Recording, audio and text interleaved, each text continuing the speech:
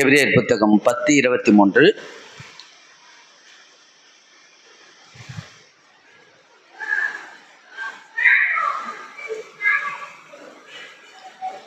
பாருங்க, அல்லாமலும் நம்மளுடைய நம்பிக்கையை அறிக்கை இடுகிறதிலே அசைவில்லாமல் உறுதியாக இருக்க கடுவோம். வாக்கு தத்தம் பண்ணினவர் உண்மை உள்ளவராய் இருக்கிறாரே.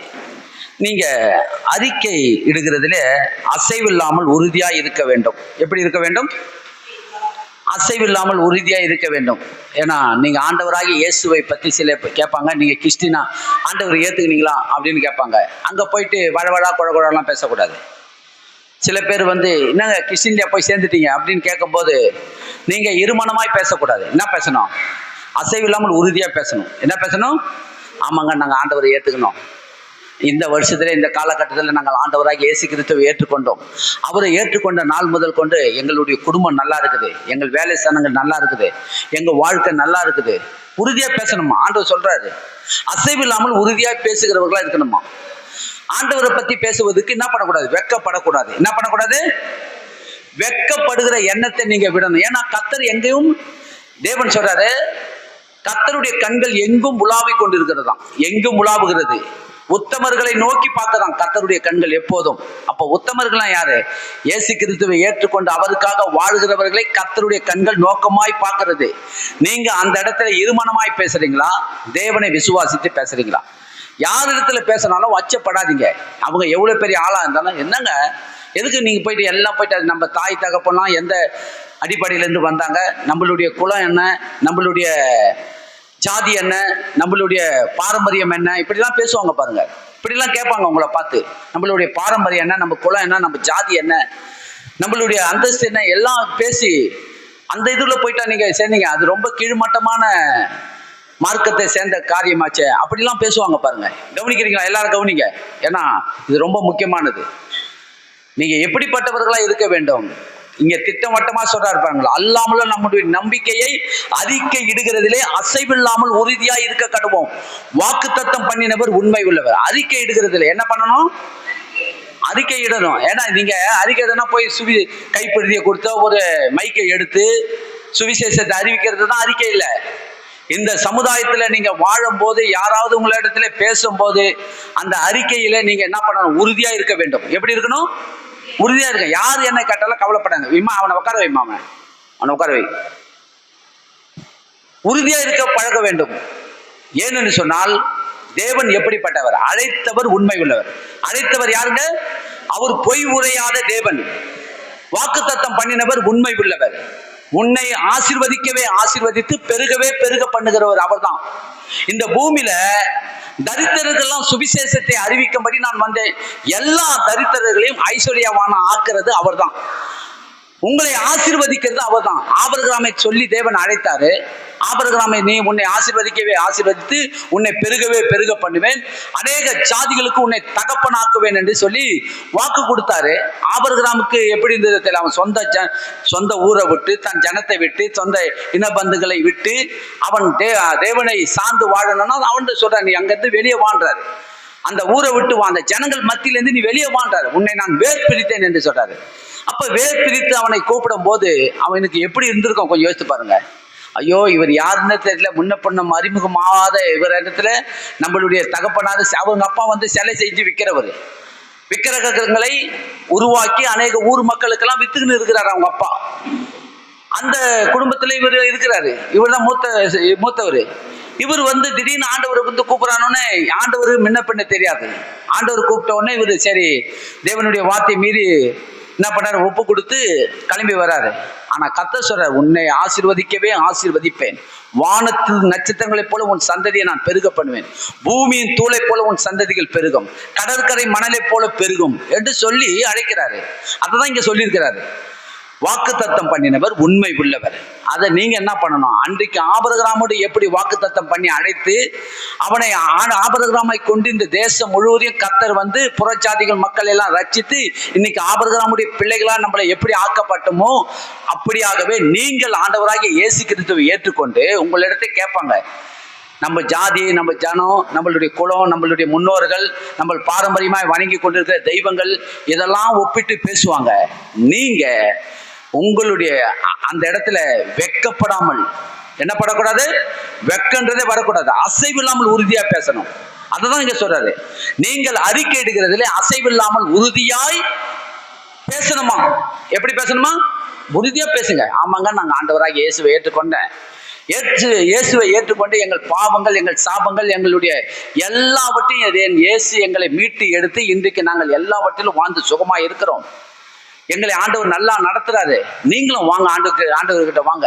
ஆண்டவர் உங்களுக்காகவும் கல்வாரி சிலுவிலே 2000 வருஷத்துக்கு முன்ன கல்வாரி சிலுவையை சுமந்து தீர்த்தாரு. உங்களுக்காகவும் எனக்காகவும் ரத்தம் சிந்தி நம்மளுக்காக இந்த உலகத்தை மீட்டு எடுப்பதற்காக, உலகத்திற்காக வந்த தேவகுமாரனாகி கிறிஸ்து என்று சொல்லி நீங்க என்ன பண்ணோம், சுவிசேஷத்தை அறிவிக்கிறவர்களா இருக்கும்படி அந்த இடத்துல வெக்கப்படாமல் அசைவில்லாமல் உறுதியாய் பேச வேண்டும். எப்படி பேச வேண்டும்? உறுதியா பேச வேண்டும். அதை தான் நான் இங்க சொல்றாரு பாருங்க. அல்லாமலும் நம்மளுடைய நம்பிக்கையை அறிக்கை இடுகிறதுலே அசைவில்லாமல் உறுதியா இருக்க கடவோம். உங்களுடைய நம்பிக்கை யாரு சொல்லுங்க? உங்கள் நம்பிக்கை இயேசு. நம்ம என்ன நம்பிக்கையில இந்த உலகத்துல நம்ம வாழ்ந்து கொண்டு இருக்கிறோம், அதை நீங்க உறுதியா பற்றி கொள்ளுங்க. நம்மளுடைய நம்பிக்கை இயேசு, நம்மளுடைய நம்பிக்கை கர்த்தர். அவர் தான் நமக்கு நம்பிக்கை.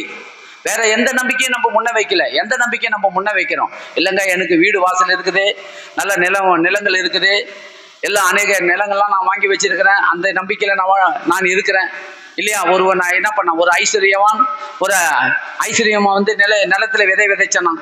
அவன் அந்த வருஷத்துல ஏராளமான விதைகளை அவன் விதைத்து அறுவடையை பெற்றான். அவன் என்ன பண்ணானா, அவனுடைய நம்பிக்கை என்ன எது மேல ஆயிடுச்சான் பார்த்தீங்கன்னா, அந்த எது மேல இன்னும் அதிகமா நம்பிக்கை வந்துச்சான், ஆசியும் செல்வத்தின் மேல இன்னும் அதிகமாய் நம்பிக்கை வைத்து, என் ஆத்துமாவே உனக்கு வேண்டியதெல்லாம் நான் சேர்த்து வச்சுட்டேன், இவன் வாழ்நாள் முழுதும் இன்னைக்கு குறையே இல்லை, உனக்கு தேவையான ஆகாரத்தையும் செல்வத்தையும் நான் சேர்த்து ஒரு பண்டக சாலையை உண்டாக்கி அதில் சேர்த்து சேகரித்து வைத்து விட்டேன், இனி கலங்காதே, இனி பயப்படாதே, நீ நம்பிக்கையோடு இந்த உலகத்துல நல்லா வாழலாம் அப்படின்னு சொல்லி அந்த ஒரு என்ன பண்ணானா, அந்த ஐஸ்வர்யமான் அந்த மேல நம்பிக்கை வைத்து அதை ஒரு அவனுக்கு கிட்ட போய் பேசுறானா. ஆனா நீங்களும் நானும் எந்த நம்பிக்கையில வாழறோம்? அதான் நீங்க என்ன பண்ணணுமா, என் ஆண்டவராகிய இயேசு தாயா என் நம்பிக்கை. யாருங்க உங்க நம்பிக்கை? கர்த்தரை நம்புகிறவன் ஒரு நாளும் வெட்கப்பட்டு போவதில்லை. யாரை நம்புகிறவர்கள்? ஆண்டவராகிய இயேசு கிறிஸ்துவை நம்புகிறவர்கள் ஒரு நாளும் நீங்க வெட்கப்பட்டே போக மாட்டீங்க, எந்த இடத்துல தலை குனிந்து போக மாட்டீங்க.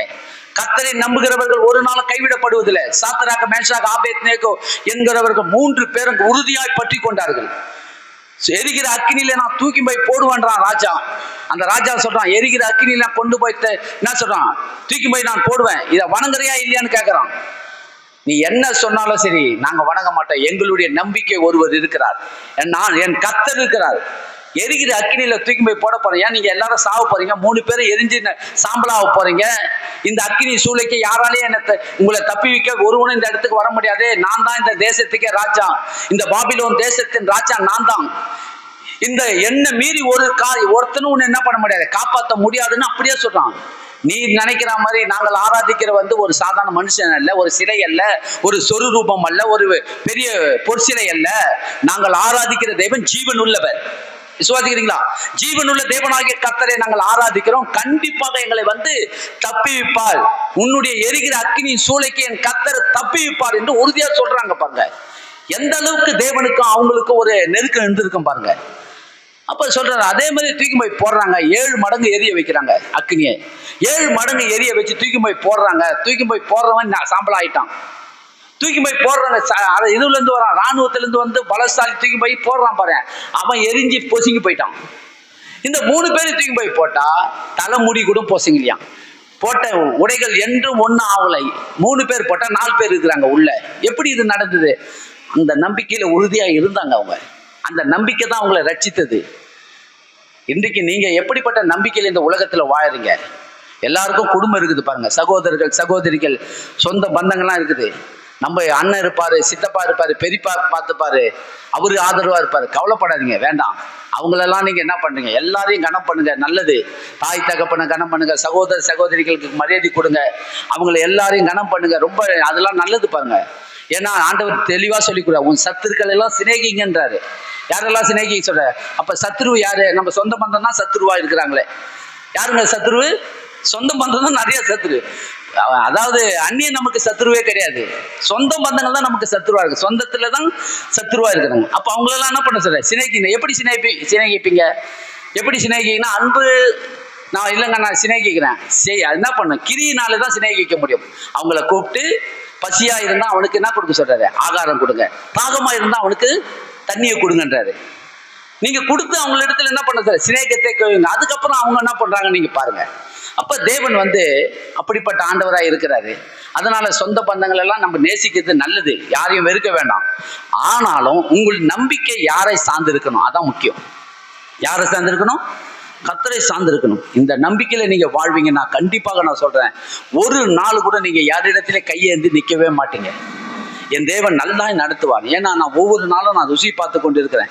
கர்த்தர் எதை குறித்து பாருங்க. நான் எத்தனையோ காரியங்களுக்கு நான் போறேன் வரேன் எல்லாம் போறேன், என்னென்னமோ எத்தனையோ பேர் பார்க்குறேன். ஒருத்தவன் நல்லா வாழ்த்துறான், ஒருத்தவன் தாழ்த்துற மாதிரி பேசுறான். திடீர்னு வாழ்த்துற மாதிரி வாழ்த்து டக்குன்னு என்ன பண்ணாங்க? தாழ்த்துற மாதிரி ரொம்ப கேவலமா பேசுவாங்க. அதை பத்திலாம் கவலைப்படுவதே இல்லை. அதெல்லாம் நடக்கும். ஆண்டவராகி இயேசுவை பேசாதவன் ஒருத்தரும் கிடையாது. ஆண்டவராகி இயேசுவை என்ன பேசினாங்க? போய் உட்கார்ந்து சார் போஜன பிரியனா இருக்கிறானே அப்படின்னு சொல்றாங்க. பிசாசின் தலைவன்றாங்க அவரை பார்த்து. அதாவது தரகுருவா பேச ஆண்டவர் அதை பத்திலாம் ஒண்ணு என்ன பண்ணல, எடுத்துக்கல. என் பிதாவின் சித்தத்தை நான் செய்வதற்காகவே வந்தேன். அந்த வேலையில மட்டும்தான் என் கண்கள் எப்போதும் நோக்கமா இருக்கும் என்று சொல்லி தேவன் என்ன சொல்றாரு? அதை சொல்ற. அப்ப நம்மளுடைய நோக்கம் என்ன? கர்த்தரையே சார்ந்து நமக்கு அழைக்கப்பட்ட இந்த பரம அழைப்பின் பந்தய பொருளுக்காக லக்கை நோக்கி நம்ம ஓடுவோம். நல்ல போராட்டத்தை நம்ம போராடுகிறோம். ஓட்டத்தை முடிக்கணும், விசுவாசத்தை காத்து கொள்ளணும். நீதியின் கிரீடம் நமக்காக வைக்கப்படுகிறது. நீதி உள்ள நியாயாதிபதியாக கர்த்தர் அந்த நாளிலே நமக்கு தந்தருளுவார் என்கிற நம்பிக்கையோடு இந்த ஓட்டத்தை நம்ம ஓடுவோம். விசுவாசிக்கிறீங்களா?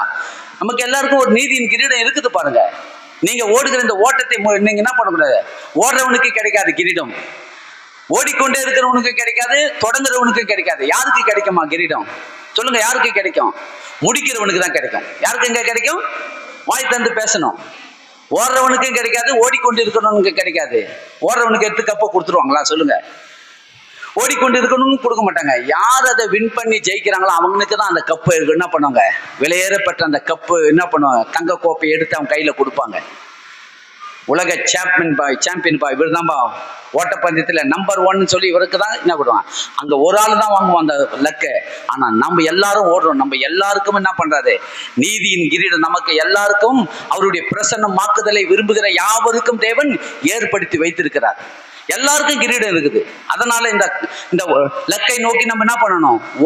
நீங்க அறிக்கை இடுகிறதுல என்ன பண்ணணும்? அறிக்கை இடுகிறதுல அசைவில்லாமல் அறிக்கை இடுகிறவர்களா இருக்க வேண்டும். எப்படி இருக்கணும்? அதாவது இருமனமா பேசக்கூடாது. இயேசுவை ஏத்துக்கினீங்களா?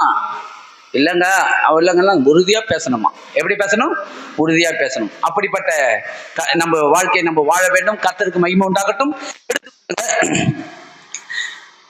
கலாத்தியரின் புத்தகம் 3ஆம் அதிகாரம் 13ஆம் வசனத்தை நம்ம வாசிப்போம். கலாத்தியர் 3:13.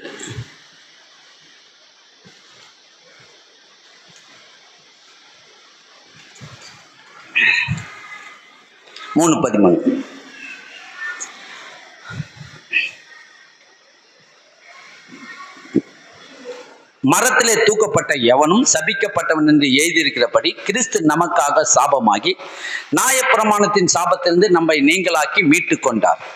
ஆபிரகாமுக்கு உண்டான ஆசீர்வாதம் கிறிஸ்து இயேசுவினாலே புறஜாதிகளுக்குள்ளே வரும்படியாக தேவன் என்ன பண்ணாரு? ஆவியை குறித்து சொல்லப்பட்ட வாக்கு தத்தத்தை நாம் விசுவாசத்தினாலே பெரும்படியாக இப்படி ஆயிட்டது இல்லையா? அப்ப மரத்திலே தூக்கப்பட்டவன் என்று சொன்னால் ஆண்டவர் சொல்றாரு, ஒருவன் பாவம் செய்தவன் இருப்பான் என்று சொன்னால் அவனை கொண்டு போய் தூக்கு மரத்திலே போட்டு அவனை என்ன பண்ணணுமா? கொல்லுங்கன்றாரு. நியாயப்பிரமாணத்திலே ஆண்டவர் சொல்றாரு. உபாகம புத்தகத்தில் இருக்கு பாருங்க. ஒருவன் தேசத்துக்கு விரோதமான பாவம் செய்திருப்பான் என்று சொன்னால் அவனை கொண்டு போய் அவனை தூக்கு மரத்திலே தொங்க விட்டு அவனை ஊர் மத்தியிலே கொண்டு போய் தூக்கு மரத்தில் தூக்கு போடுவாங்க பாருங்க. தூக்கு போட்டு அவனை கொல்லுவாங்க. அவனை கொண்டு சாயங்கால வேலையில இறக்கிடுவாங்க பாருங்க. அப்படிப்பட்ட நியாயப்பிரமாணத்தின்படி இப்படிப்பட்ட ஒரு சட்டம் இருந்தது பாருங்க. தேசத்துக்கு விரோதமாய் பாவம் செய்கிறவன் அவன் கொல்லப்பட வேண்டும். நியாயாதிபதி அவர்களை கொண்டு போய் தூக்கு மரத்தில் கொண்டு போய் அவனை தூக்கு போட வேண்டும். இது ஊர் மக்கள் எல்லோருக்கும் ஒரு நிபந்தனையா இருந்தது பாருங்க. இப்படியாகவே மரத்தில் தூக்கப்பட்ட எவனும் சபிக்கப்பட்டவன். அவன் எப்படிப்பட்டவன்? அவன் சபிக்கப்பட்டவன். அவன் நாசமா அவன். ஏன்னா அவனால யாருக்கும் எந்த பிரயோஜனம் கிடையாது. அவனால யாருக்கும் எந்த ஒரு இதுவும் கிடையாது. அவனால எல்லாருக்கும் அநியாயம் தான் நடக்குது. எல்லாருக்கும் ஒரு பயமும் திகிலும் தான் இருந்தது பாருங்க. எல்லாரும் ஐயோ அவன் செத்தான் நல்லா இருக்குமே. உதாரணத்துக்கு பார்த்து எடுத்தீங்கன்னா, நாங்கள் தண்டார்பேட்டை பக்கத்தில் இது அங்கே சேனிமா கோயில் பின்னாடி இருக்கிறோம். அங்கே ஒருத்தவன் இருக்குதான் பாருங்க, விஜய். அவன் பேர் விஜய்ன்ற ஒருத்தவன் இருக்கிறான் பாருங்க. அவன் பயங்கரமான மோசமானவன். அவன் அன்பம் வந்து பார்த்தீங்கன்னா எந்த நேரத்தில் எந்த வீட்டுக்குள்ளே உள்ளே வந்து பூர்வான்னு தெரியும். பூந்துட்டு யார் வேணாலும் அடிச்சுட்டு என்ன வேணாலும் செய்வான் பாருங்க. அவனை பார்த்தாலே எல்லாருக்குமே பயம். அவன் அந்த ரோட்டில் நடந்து வரானாலே எல்லாரும் என்ன பண்ணுவாங்க, பொம்பளைங்கெல்லாம் பயந்து. பார்த்தீங்கன்னா எங்கள் வீட்டு பக்கத்துல என்ன பண்ணால், பக்கத்து வீடு, எங்கள் வீடு பக்கத்து வீடு. அப்போ தான் ஒரு குழந்தைய அது பெற்று கையில் வச்சுருக்குது. அந்த குழந்தைய பிடிங்கி கையிலேருந்து பிடிங்கிறான் பாருங்க. பிடிங்கி தூக்கி மேலே போட்டுட்டுமா போட்டுட்டுமா கீழே போட்டு அடிச்சு நசிக்கிட்டுமா அப்படின்றான். குழந்தைய தூக்கி போட்டு இப்படியே பண்ணான். போட்டானப்பா போட்டான்ல, இப்படியே பண்ணான் பாருங்க. அவ்வளோ மோசமாக அந்த காரியத்தை செஞ்சான் பாருங்க. அவனை பார்த்தாலே எல்லாருக்கும் பயம். 10 நாள் இங்கே இருப்பான், 10 நாள் மீதி நாள் ஃபுல்லாக ஜெயிலில் இருப்பான். அவ்வளோ கொடூரமானவன். அவனை பார்க்குறவனுக்கு எல்லாருக்குமே கேட்டால் அவன் ஒரு சைக்கோப்பா, ஒரு மென்டல் பண்ணுவாங்க. இப்படி அவனை பார்த்தீங்கன்னா எல்லாருக்குமே அந்த தெருவில் இருக்க எல்லாரும், இந்த தெருவு 2 தெருவு இருக்குது, அண்ணா தெருவு, ஜீவா தெருவு. அவனை பார்க்கும் போதும் பையன். அப்போ அப்படிப்பட்டவனை பார்த்து சபிப்பாங்களா ஆசீர்வதிப்பாங்களா? நீங்களே சொல்லுங்க. அதை தான் சொல்றாரு, மரத்திலே தூக்கப்பட்டவன் எவனும் சபிக்கப்பட்டவன் என்று எழுதியிருக்கிறது. அப்ப அவனை தூக்கு மரத்துல போட்டா நல்லது சொல்லுவாங்களா கெட்டது சொல்லுவாங்களா? ஏன்னா ஊர் மக்கள் எல்லாருக்கும் அவனால என்ன நடக்குது, தீமை நடக்குது. அப்படிப்பட்டவனை கொண்டு போய் தூக்கு மரத்துல போடுறது நல்லதுதான் சொல்லுவாங்க. அதை தான் இங்க எழுதியிருக்கிறார். அந்த மரத்திலே தூக்கப்பட்டவன் எவனும் சபிக்கப்பட்டவன் என்று எழுதியிருக்கிறதே அப்படின்னு சொல்லி இங்க எழுதுறாங்க. அப்ப யாரை கொண்டு போய் தூக்கு மரத்துல போடுவாங்க? அப்படிப்பட்ட ஆளுங்களை தான் கொண்டு போய் தூக்கு மரத்துல போடுவாங்க. அதுக்கு பதிலாக தேவன் தம்முடைய குமாரனாகிய இயேசுவை தூக்கு மரத்திலே தொங்க விட்டார் என்று இங்க எழுதியிருக்கிறார் பாருங்க. அதை பாருங்க என்ன சொல்றாரு பாத்தீங்கன்னா, மரத்திலே தூக்கப்பட்டவன் எவனும் சபிக்கப்பட்டவன் என்று எழுதியிருக்கிற படியே கிறிஸ்து நமக்காக சாபமாகி நியாயப்பிரமாணத்தின் சாபத்திலிருந்து நம்மை நீங்களாக்கி மீட்டு கொண்டாரே. இப்ப இயேசு சிலுவையிலே தொங்கினது யாருக்காகனா, உங்களுக்காகவும் எனக்காகவும் சாபமான சிலுவையை சுமந்து தீர்த்தார். அதை நீங்க என்ன பண்ணணும், உறுதியாய் பற்றி கொள்ள வேண்டும். அசைவில்லாமல் எப்படி இருக்கணும்? நமக்காக இயேசு ஒருவன் தூக்கு மரத்துல போறான்னா அவன் சபிக்கப்பட்டவன். அப்ப இந்த சாபமான பாவத்தையும் சாபத்தையும் இயேசு நமக்காக செய்து முடித்தார். இந்த முடித்ததை உங்க வாழ்நாள் முழுவதும் எனக்காக எல்லாம் செய்து முடித்துட்டாரு. தேவன் தம்முடைய குமாரனாகிய இயேசுவை கொண்டு சாபமான முள்முடியை எனக்காக சுமந்தாரு. பாவத்தின் சாபத்தின் கல்வாதி சிலுவையிலே நமக்காக சுமந்தார் என்று கிறிஸ்து நமக்காக சாபமாகி நியாயப்பிரமாணத்தின் சாபத்திலிருந்து நம்மளை நீங்களாக்கி மீட்டு கொண்டார். இப்ப நீங்களும் நானும் பாவியா இருந்த நம்ம இப்ப நீதிமான ஆக்கப்பட்டாச்சு. எப்படி ஆக்கப்பட்டார்னா, தேவன் தம்முடைய குமாரனை அனுப்பி நம்மளை ஆக்கிட்டாரு. அதை நீங்க உங்க உள்ளத்துல அசைவில்லாமல் உறுதியாய் பற்றி கொள்ள வேண்டும். அததான் என்ன பண்றாரு ஆபிரகாமை என்ன பண்ணாரு, அதை தான் சொல்ற. ஆபிரகாமுக்கு உண்டான ஆசீர்வாதம் கிறிஸ்து இயேசுவினால புறஜாதிகளுக்கு வரும்படியாக. அதுதான் தேவன் என்ன பண்ணாரு, ஆபிரகாமை கொண்டு எல்லா புறஜாதி மக்களுக்கும் என்ன வந்தது, ஆசீர்வாதம் கிறிஸ்து இயேசுவின் வழியாக என்ன பண்ணுது, புறஜாதிகள் எல்லாருக்கும் தேவன் என்ன பண்ணாரு, வரும்படி செய்தார். அப்ப இது எப்படி இது வரும்னு பாத்தீங்கன்னா, இது தானா யார் வீட்டுக்கும் வராது இந்த ஆசீர்வாதம். ஏன்னா ஆசீர்வாதம் வந்து தானா எல்லார் வீட்டுக்கும் தானா போயிடும் கிடையாது. இது எப்படி வரும்னு பாத்தீங்கன்னா, இங்க உட்கார்ந்து உங்கள் எல்லாருக்கும் சொல்லுகிற வார்த்தை என்ன சொன்னால், குறித்து சொல்லப்பட்ட வாக்கு தத்தத்தை நாம் விசுவாசத்தினாலே பெரும்படியாக இப்படி ஆயிட்டது. எப்படி வரணுமா, விசுவாசத்துலதான் வரும். எதுல வருங்க உங்களுக்கு, என் தேவன் எனக்காக தம்முடைய குமாரனை அனுப்பி இந்த உலகத்துல என்னை மீட்டு எடுப்பதற்காக அவர் கல்வாரி சிலுவையை சுமந்து தீர்த்தாரு. அதனால நான் இன்னுமேட்டு சபிக்கப்பட்டவன் அல்ல, ஆசீர்வதிக்கப்பட்டவன். சொல்லுங்க, நான் ஆசீர்வதிக்கப்பட்டவன் சொல்லுங்க. நீங்கள் எல்லாரும் ஆசீர்வதிக்கப்பட்டவங்க. சபிக்கப்பட்டவர்கள் ஆதாம் செய்த பாவத்தினால் நம்ம எல்லாரும் சபிக்கப்பட்ட பாவி ஆயிட்டோம்.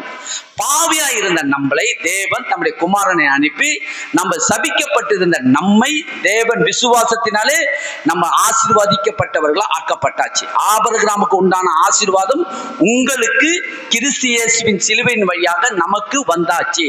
இனி வரப்போது கிடையாது.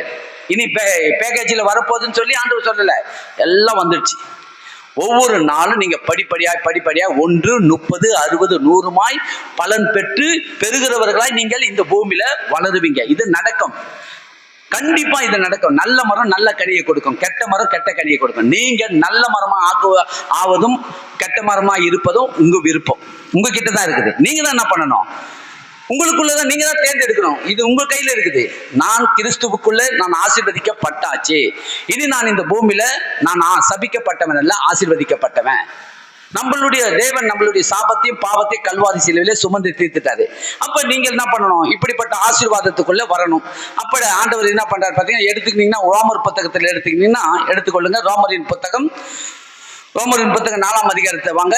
இங்க இன்னும் நல்லா உங்களுக்கு தெளிவா என்ன காட்டுறேன் பாருங்க. ரோமர் புத்தகம் 4ஆம் அதிகாரம்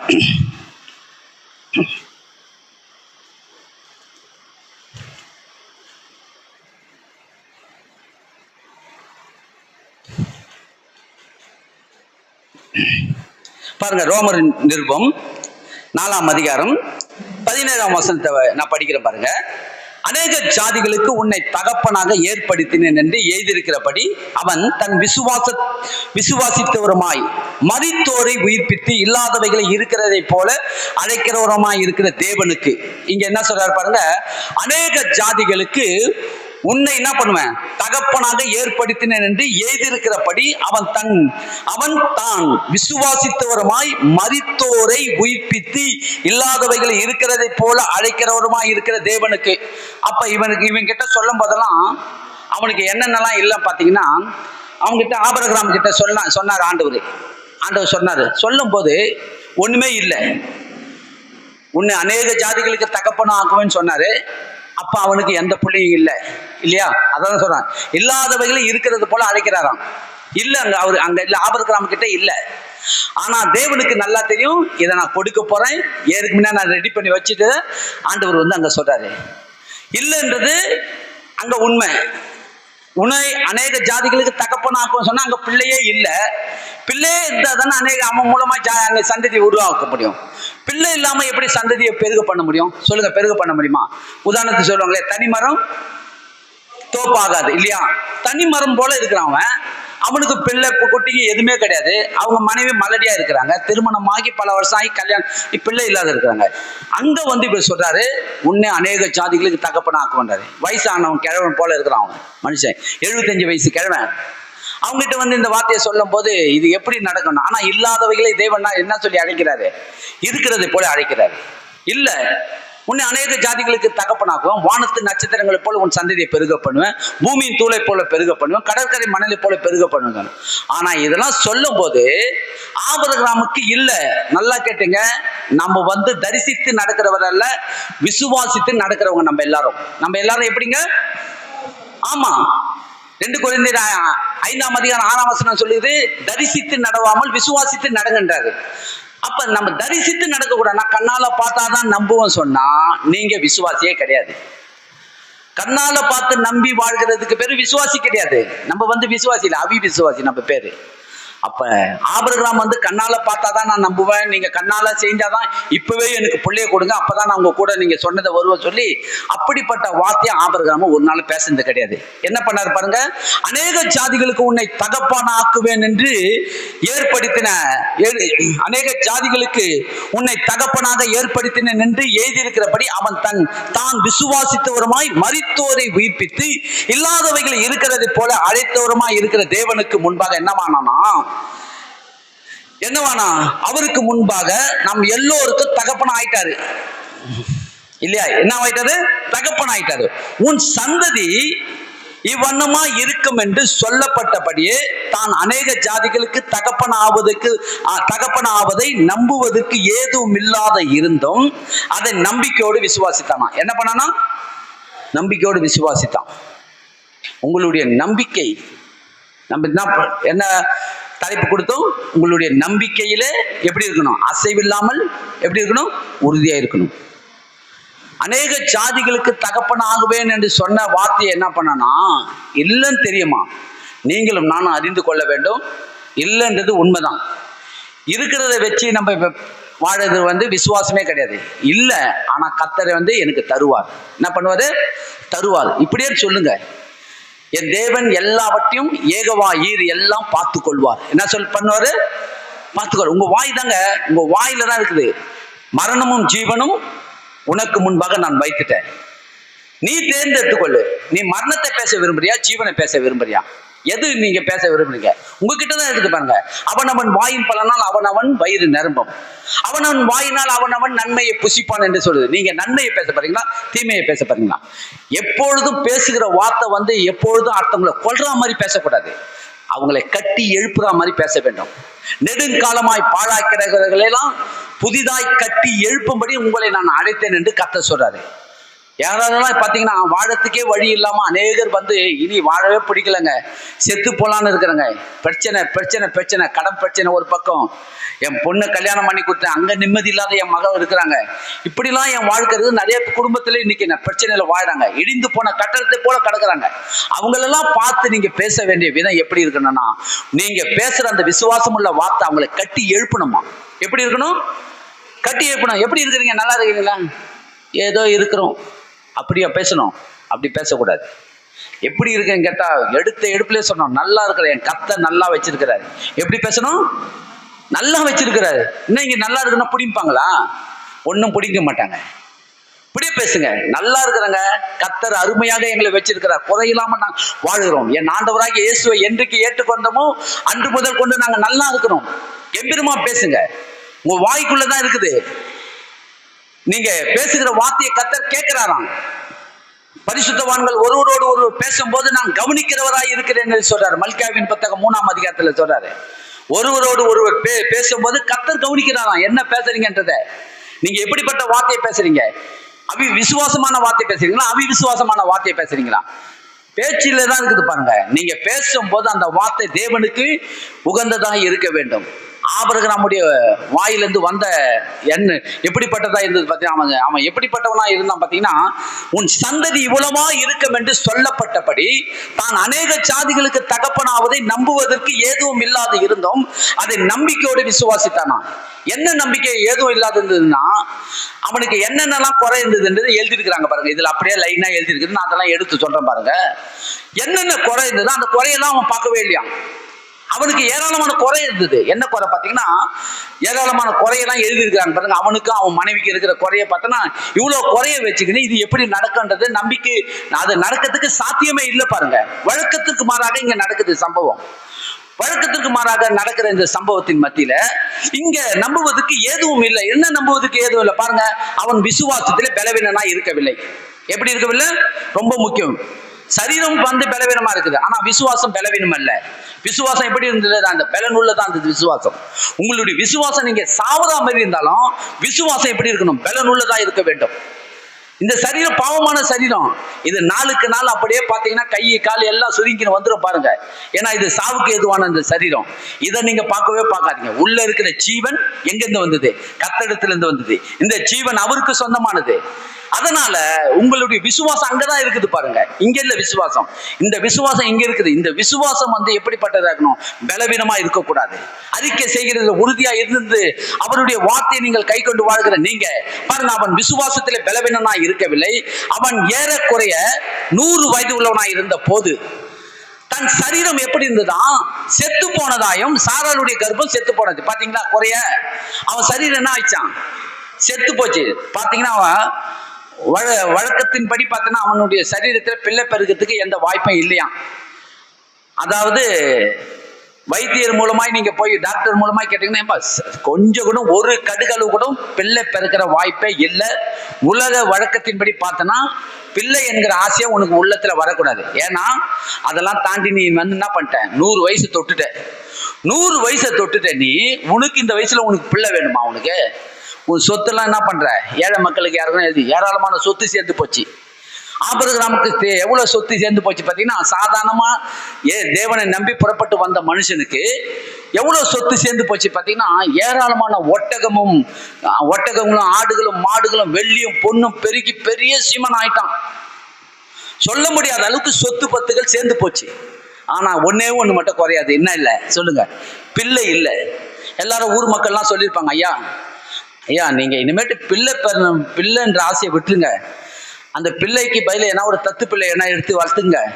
நீங்க நினைக்கிற மாதிரி பிள்ளை என்ற வாய்ப்பே உங்களுக்கு இல்லை. உங்களுக்கும் பிறக்காது. அந்த அம்மாவுக்கு 90 வயசு ஆயிடுச்சு.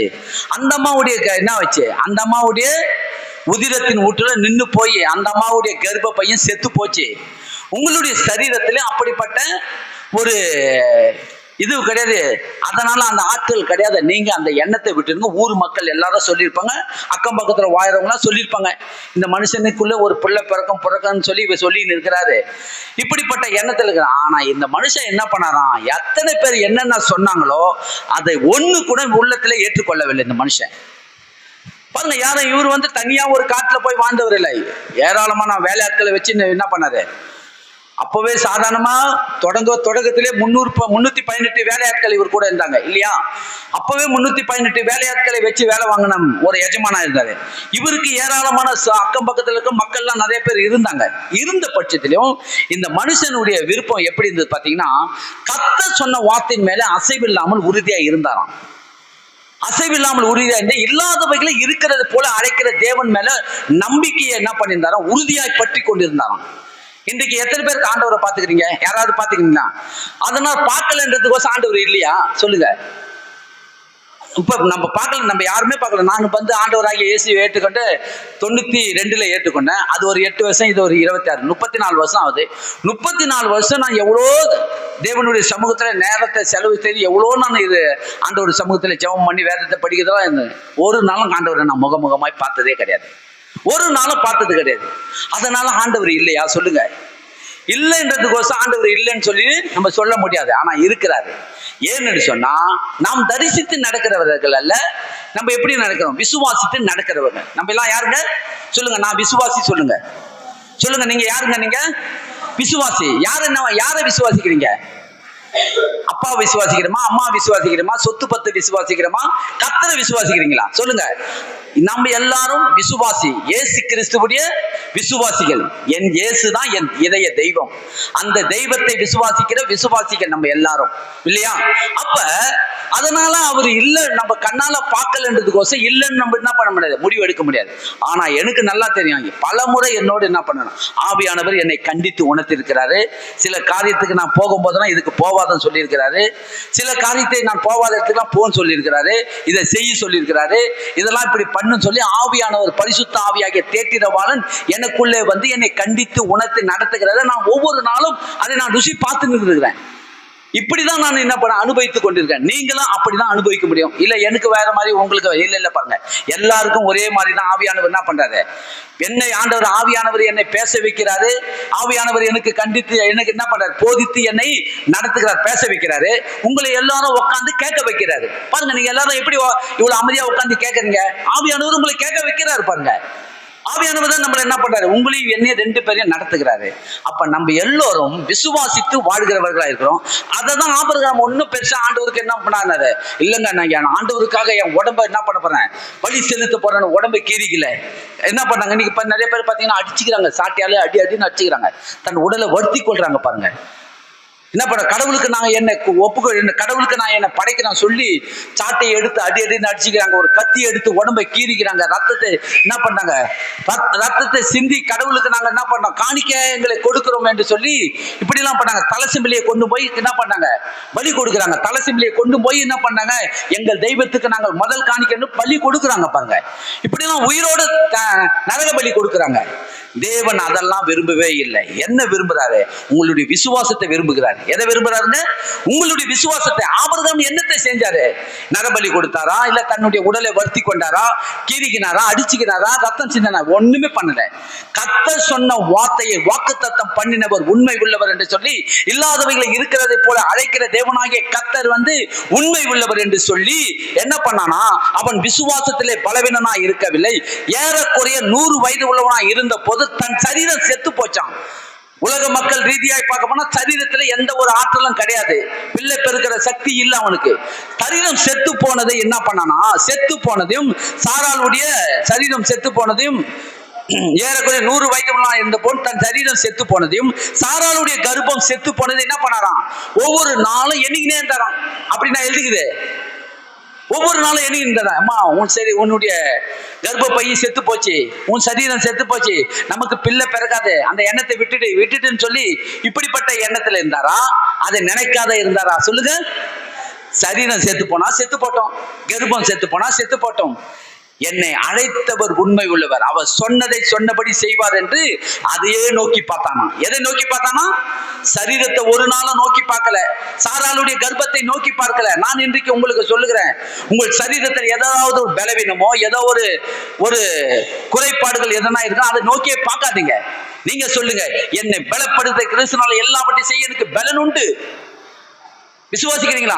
பாருங்க, எனக்கு டாக்டர் சொன்னார் பாருங்க, உங்களுக்கு முடக்குவாதம் இனி உங்களால அதிகமா வேலை செயல்பட முடியாது, அது பண்ண முடியாது சொன்னாரு. அவர் சொன்னதை பத்தி ஒரு நாளும் நான் கவலைப்பட்டதே கிடையாது. சுகம் பிள்ளைகளுடைய அப்பன் வேதம் சொல்லுது. சுகம் என்ன? யாருடைய அப்பம்? பிள்ளைகளுடைய அப்பம். கை காலெல்லாம் பயங்கரமா வலிக்கும், சோல்டர் வலிக்கும், படுத்தா சாய்க்க முடியாது, தலையை சாய்க்க முடியாது, கழுத்துலாம் பயங்கரமா வலிக்கும். எங்க மனைவி கேளுங்க, ஒரு நாள் அந்த அம்மா பாத்துக்கிறாங்களான்னு கேளுங்க. ஒரு நாள் கூட நான் கை வலிக்குது, இது வலிக்குதுன்னு நான் சொல்லியிருந்தேன் கேளுங்க. ஒரு நாள் கூட நான் சொன்ன நாளே கிடையாது. ஏன்னா பரம வைத்தியர் என்னோடு இருக்கிறாரு. நான் சொன்னேன், இந்த வேதியை நான் சபிக்கிறேன், இயேசு கிறிஸ்து நாமத்தில் இந்த வேதியை சபிக்கிறேன். சுகம் பிள்ளைகளுடைய அப்பா ஆண்டவரே, தழும்புகளால் நான் சுகம் ஆயிட்டேன். இது எப்படி இந்த வேதி என்னை முடக்க முடியும்?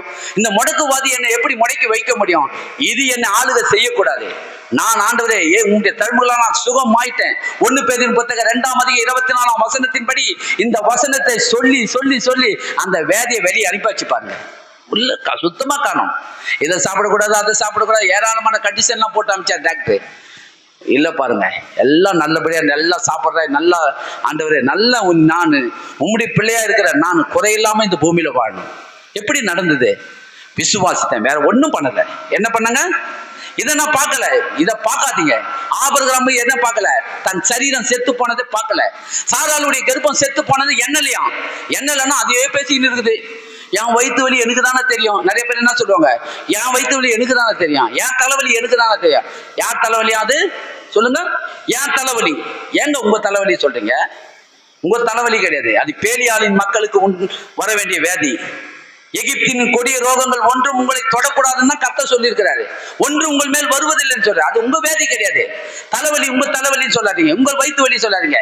இயேசு கிறிஸ்து நாமத்தில் இந்த தலைவலியை நான் சபிக்கிறேன், இந்த வயிற்று வலியை நான் சபிக்கிறேன். நம்மளது கிடையாது, எனக்கு தான் தெரியும் அப்படி சொல்லாதீங்க. என்னன்னு சொன்னா அதை எண்ணக்கூடாதான். நீங்களும் நானும் எண்ணாமல் பேசணும். ஆண்டவர் அப்படிதான் வச்சிருக்கிறார் இந்த பூமியில. எவனாகிலும் இந்த மலையை பார்த்து நீ பெயர்ந்து சமுத்திரத்திலே தள்ளுண்டு போய் என்று சொன்னால் சொன்னபடி ஆகும். எதை சொல்லணுமா? இப்படிப்பட்ட வேதிகளை பார்த்து நீங்க சொல்லணும், இயேசுவின் நாமத்திலே இந்த வேதியை நான் சபிக்கிறேன், சமுத்திரத்திலே தள்ளுண்டு போய் என்று சொன்னால் சொன்னபடி ஆகும். விசுவாசிக்கிறீங்களா? அப்ப இப்படி அவர் சொல்லி சரீரம் செத்து போனதை எண்ணாமலும் சாராளுடைய கர்ப்பம் செத்து போனதையும் எண்ணவே இல்லையா, எண்ணாது இருந்தானா. தேவனுடைய வாக்கு தத்தத்தை குறித்து அவன் எப்படி இருந்தானா? அவன் அவிவிசுவாசமாய் சந்தேகப்படாமல். பவுல் கொண்டு வந்து அருமையா எழுதியிருக்கார். தேவனுடைய வாக்கு தத்தத்தை என்ன பண்ணாராம்? அவிவிசுவாசமாய் சந்தேகமே படலையாம். என்ன பண்ணாங்க? நடுவுல ஒரு கல்யாணத்தை பண்ணி வச்சாங்க அந்த அம்மா சாராள். ஆபிரகாமுக்கு விருப்பம் இல்லை, ஆபிரகாம் விசுவாசத்தோடு தான் இருக்கிறாரு. ஆனா இந்த அம்மா அப்படி இப்படி போகும்போது வரும்போதெல்லாம் சொல்லியிருப்பாங்கன்னு நினைக்கிறேன், ஏமா உனக்கு குழந்தை பிறகுல நீ ஒரு மலடியா இருக்கிற, நீ இப்படியே இருந்தா எப்படிதான்? உங்க வீட்டுல தான் ஒரு சாராள் ஒரு ஆகார் இருக்கிறாள், அடிமை பெண் ஆகாரு, அவள் நல்லா தானே இருக்கிறா, அவளை பிடிச்சி உங்க புருஷனுக்கு கட்டி வை, அது மூலமா எதனா ஒரு குழந்தையாவது பிறக்கும் அப்படின்னு சொல்லி வள்ளி கட்டாயமா பிடிச்சி கட்டி வச்சாங்க. தேவனுக்கு விருப்பம் இல்லாத காரியத்தை செஞ்சிட்டாங்க பாருங்க. தேவன் அது விருப்பம் இல்லை, ஆண்டவர் சொல்லியிருக்கிறாரு. ஆனா அதுக்குள்ள இந்த அம்மா பண்ணி இப்படிப்பட்ட ஒரு காரியத்தை 85 வயசுக்குள்ள இருக்கும்போது அப்ப பண்ணிட்டாங்க அந்த அம்மா. இவர் வேணாமா, ஆண்டவர் சொல்லியிருக்கிறாரு, வாக்குத்தத்தம் பண்ணின ஒரு உண்மை உள்ளவரே, நீ அவசரப்படாத. அந்த அம்மா அவசரப்பட்டு என்ன பண்ணிட்டாங்க, இந்த ஆகார் என்கிற பெண்ணை கட்டி வச்சுட்டு அவ வயிற்றுல 6 மாசமா 5 மாசமா கர்ப்பம் தரிக்க உடனே அப்பவே உபத்திரம் பண்ண ஆரம்பிச்சிட்டா. வயிற்றுல பிள்ளையை சுமக்கும் போதே சாரால் என்ன பண்ண, அற்பமா எண்ண ஆரம்பிச்சுட்டா. அவ சாரால பார்க்கும்போது, பத்தியா நான் ஒரு பிள்ளையை பெற்று எடுக்கிறேன், பத்தியா நீ ஒரு மலடி, நீ தகுதி இல்லாத, அப்படி இப்படின்னு பேசி அப்பவே என்ன ஆயிடுச்சு, வீட்டுக்குள்ள யுத்தம் உருவாயிடுச்சு. கர்த்தருடைய வார்த்தைக்கு விரோதமா நம்ம ஏதாவது ஒரு காரியம் மாம்ச ரீதியா செய்வோம் என்று சொன்னா அதோடைய விளைவு பயங்கரமா இருக்கும், ரொம்ப கொடூரமா இருக்கும். வயிற்றுல இருக்கும் போது சண்டை, பிறந்த உடனே அப்புறம் மறுபடியும் ஒரு பெரிய சண்டை, வீட்டை விட்டே துரத்திட்டாங்க அந்த அம்மா. யார? ஆகார. கர்த்தர் அதை செய்ய சொல்ல, இருந்தாலும் கர்த்தர் அந்த குடும்பத்தையும் என்ன பண்றாரு, அந்த அம்மாவையும் ஆண்டவர் என்ன பண்ண, கிருபையா அந்த அம்மா குடும்பத்தையும் ஆண்டவர் என்ன பண்ணாரு, ஆபிரகாம் நிமித்தம் அந்த குடும்பத்தையும் கர்த்தர் ஆதரித்தார் என்று வேதம் பார்க்கிறோம். பாருங்க என்ன நடந்தது பாத்தீங்கன்னா, இவர் சொல்றாரு 21ஆம் வருஷம், வாக்கு தத்தம் பண்ணினவர் வாக்கு தத்தத்தை குறித்து அவன் அவிசுவாசமாய் சந்தேகப்படாமல் தேவன் வாக்கு தத்தம் பண்ணினதை நிறைவேற்ற வல்லவராய் இருக்கிறார் என்று முழு நிச்சயமாய் நம்பி தேவனை என்ன பண்ணானாம், தேவனை மகிமைப்படுத்தி கொண்டிருக்கிறவனாய் இருந்தான். அதுதான் உங்களுடைய இது.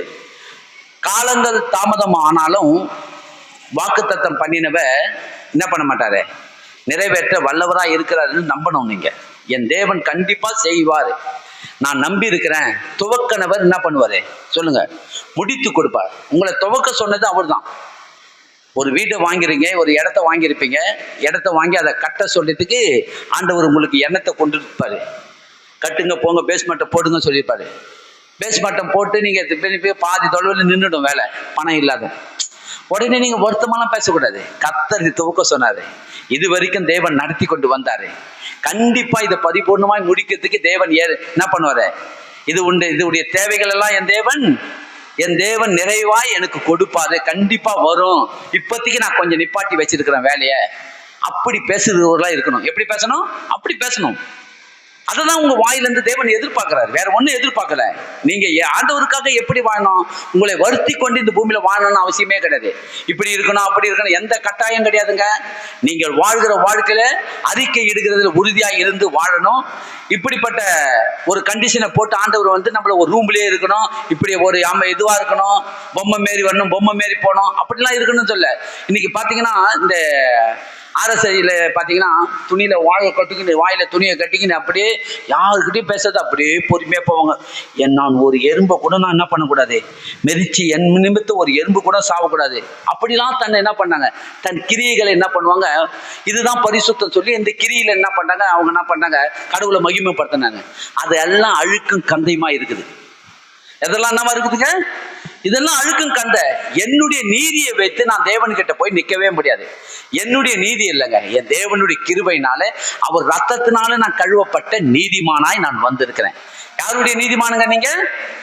அவருடைய ரத்தத்தினால் கழுவப்பட்ட நீதிமான். உங்களுக்கு எந்த ஒரு நிபந்தனையும் கிடையாது, ஆண்டவர் கொடுக்கல.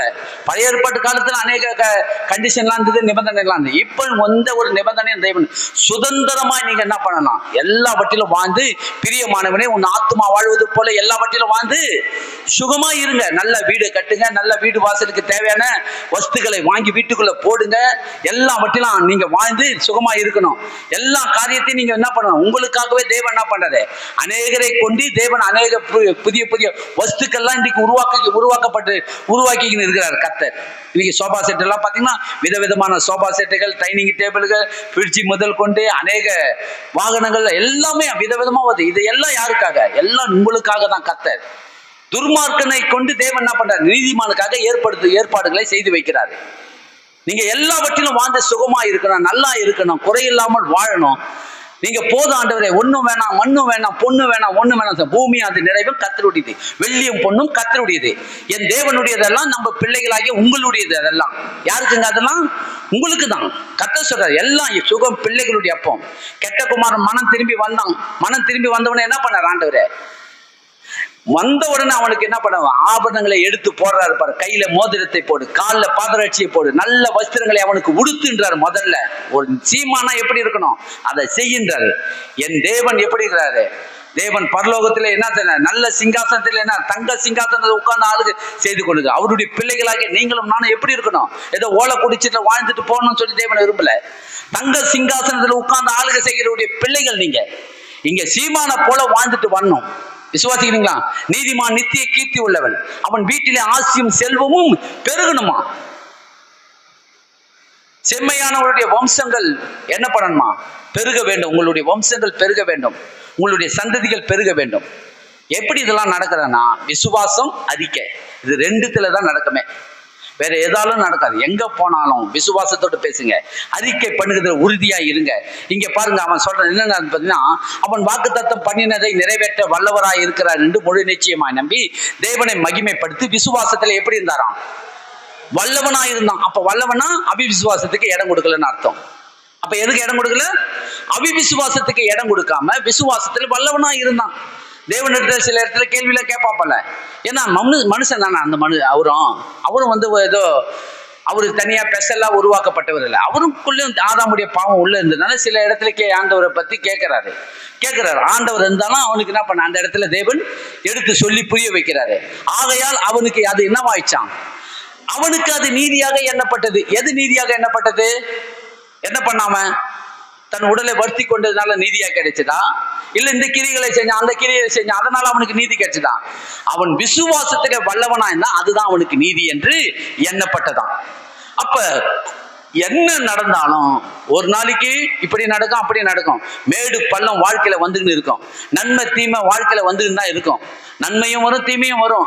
ஆனா எல்லாவற்றிலும் நீங்க என்ன பண்ணணுமா? விசுவாசத்துல வல்லவர்களா இருக்க கற்றுக்கொள்ள வேண்டும். விசுவாசத்துல எப்படி இருக்கணும்? என்ன நடந்தாலும் விசுவாசம் வந்து உங்ககிட்ட இருந்து உருவாகுது. ரட்சிப்பு கர்த்தருடையது, கிருபை கர்த்தருடையது. தேவன் இலவசமா என்ன பண்ணாது? கிருபையாய் உங்களை ரட்சித்தார். இது இந்த விசுவாசமா ரட்சிப்பை தேவனாலது. இந்த விசுவாசத்தையும் இந்த கிருபையும் ரட்சிப்பும் பிசாசால எடுக்க முடியாது. பிசாசால எதை எடுக்க முடியும் பார்த்தீங்கன்னா, விசுவாசத்தை மட்டும்தான் குலைத்து போடுறதுக்கு எதனா ஒன்று என்ன பண்ணுவான்? ட்விஸ்ட் பண்ணுவான். யார் மூலமாயே அது எப்படியாவது ஒரு அவன் எப்படிப்பட்டவன் பார்த்தீங்கன்னா, அவன் தந்திரம் உள்ளவன். எவ்வளவுக்கு எவ்வளவு தந்திரம் உள்ளனா, உடம்பு புல்லா அவன் உடல் புல்லா பொய்யை கட்டி என்ன பண்றான்? பொய்யை நிரப்பி வச்சிருக்கிறான். பொய்க்கு பிதானம் பண்ணவன் அவன். யாருக்கு அவன்? பொய்க்கு பிதான். உடல் முழுவதும் அவன் பொய். அந்த பொய்யை திரித்து தந்திரமாய் வீட்டுக்குள்ள நுழைந்து எப்படியாவது விசுவாசத்தை கெடுக்கணுன்றதுக்கு உள்ள வருவான். அவனுடைய வேலையா தான். வேற ஒண்ணு அவன்கிட்ட கிடையாது. அவனை ஆண்டவர் என்ன பண்ணா, அவனுடைய துரைத்தனங்களையும் அவனுடைய அதிகாரத்தையும் உரித்து கொண்டு அவனை வெளியரங்கமாக கோலமாக்கிட்டாரு. அவனை என்ன வாக்கிட்டாரு? வெளியரங்கமா கோலமாக்கியாச்சு. அவன் கிட்ட இந்த அதிகாரத்தை எல்லாத்தையும் பிடிங்கிட்டு அவனை ஜீரோவாக்கிட்டாரு. அவன்கிட்ட எந்த சக்தியும் கிடையாது. ஒரு சக்தியும் அவன் கிட்ட கிடையாது. அவனை பார்த்து நீங்க பயப்பட வேண்டிய அவசியம் இல்லை. அவனை எதிர்த்து நில்லுங்கன்றாரு. என்ன சொல்றாரு? பிசாசுக்கு எதிர்த்து நில்லுங்கன்றாரு. ஏன் எதிர்த்து நிக்க சொல்றாரு? அவனால எதிர்த்து நிக்காத. அவங்ககிட்ட இவ்வளவு சக்தி இருக்குது. அவன் என்ன பண்ண இல்ல பாருங்க, அவங்ககிட்ட ஒண்ணுமே கிடையாது. பிடிங்கிட்டாரு எல்லாத்தையும். அதனால அவங்ககிட்ட இருக்குது என்னன்னா, பொய் இருக்குது, தந்திரம் இருக்குது. ரெண்டு தான் அவங்ககிட்ட இருக்குது. தந்திரமாய் வந்து உள்ள வருவான். அப்ப தந்திரமாய் வந்து விசுவாசத்தை கெடுப்பான். நீங்க என்ன பண்ணணும்? எப்படி இருக்கணுமா? விழிப்புள்ளவர்களா இருக்க வேண்டும். எப்படி இருக்கணும்? நீங்க விழிப்புள்ளவரா இருங்க. அவன் கெர்ச்சிக்கிற சிங்கம் போல வகை தேடி சுட்டி திரிகிறவனா இருக்கிறான். அதனால நீங்க ஏமாந்து போயிடாதீங்க. அவன் இப்படி அப்படி பேசி உங்களை ஏமாத்துவதற்காக தந்திரமா உள்ள வருவான். அதனால யார் மூலமாய் வருவான்? இடம் கொடுத்துட்டாருங்கன்றாரு இல்லையா? அதனால நீங்க என்ன பண்ணும்? ஆபிரகாம் எதனால நீதியா அவனுக்கு நீதி கிடைச்சது பாத்தீங்கன்னா, விசுவாசத்துல வல்லவனா இருந்தான். ஆகையால அது அவனுக்கு நீதியாக எண்ணப்பட்டது. அது அவனுக்கு நீதியாக எண்ணப்பட்டது என்று அவனுக்கு மாத்திரமல்ல நமக்காகவும் எழுதப்பட்டிருக்கிறது. யாருக்காக எழுதப்பட்டது? அப்ப நீங்களும் எந்த வழியில செல்ல வேணும்? அவர் எந்த வழியில போனாரோ அதே வழி. அவர் என்ன வழியில போனாரு? விசுவாசத்துல உறுதியா இருந்தாரு. அதே விசுவாசத்திலே உறுதியா இருந்து நடக்க கற்றுக்கொள்ளுங்க.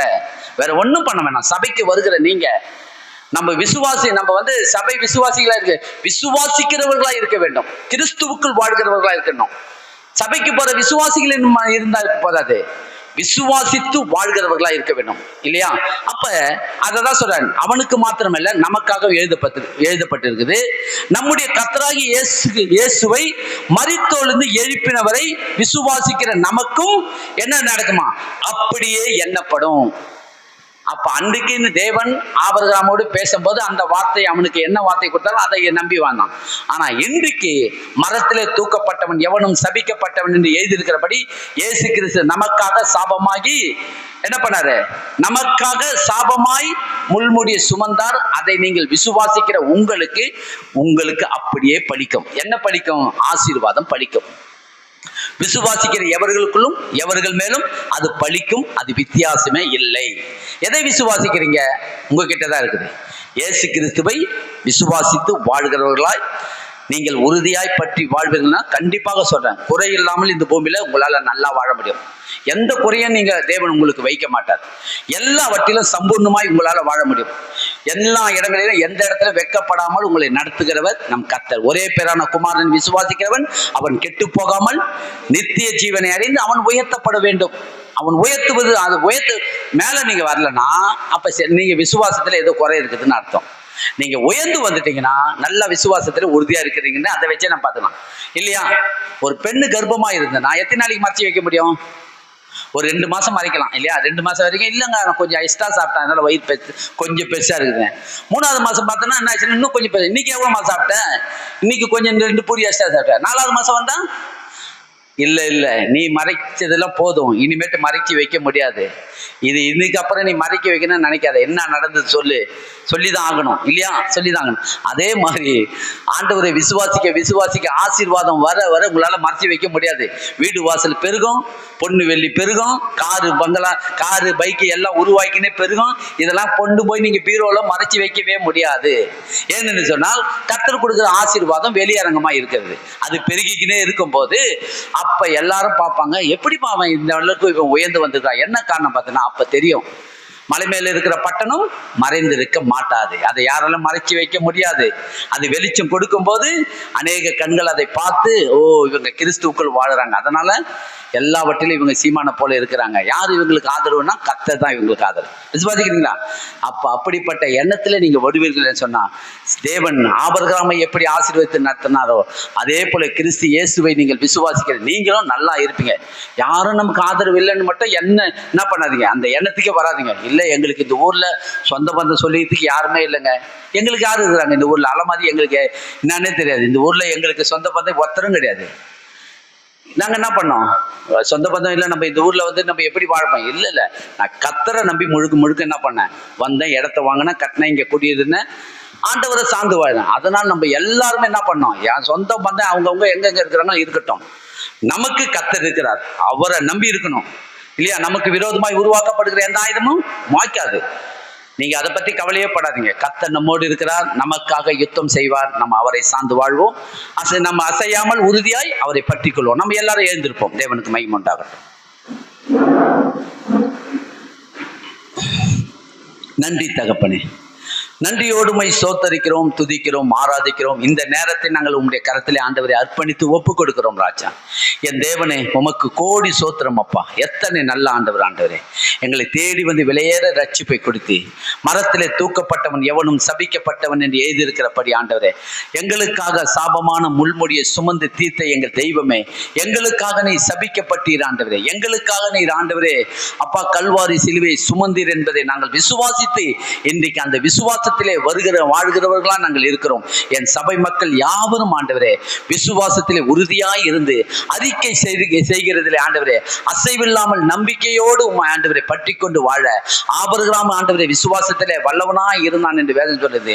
அதனாலே அவனுக்கு நீதியாக எண்ணப்பட்டது என்று சொல்லப்பட்டது போல நாங்களும் விசுவாசத்திலே வல்லவர்களாய் இருக்கும்படி எங்களை தாழ்த்துகிறோம், அர்ப்பணிக்கிறோம், ஒப்புக் கொடுக்கிறோம். ஆசீர்வதிங்க, வழிநடத்துங்க ராஜா. என் சபை மக்கள் யாவரையும் ஆசீர்வதித்து பெருக பண்ணுங்க.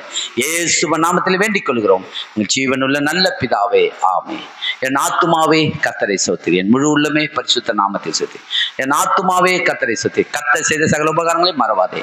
கர்த்தராகிய இயேசு கிறிஸ்துவின் கிருபையும் பிதாவாகிய தேவனுடைய அன்பும் பரிசுத்த ஆவியானுடைய ஐக்கியமும் சமாதானமும் சந்தோஷமும் நம்ம சபையார் அனைவரோடு கூட இருப்பாராக. ஒருவரை ஒருவர் கை கொடுத்து விசுவாசத்திலே நாம் உறுதியாய் இருப்போம் என்று சொல்லுங்க.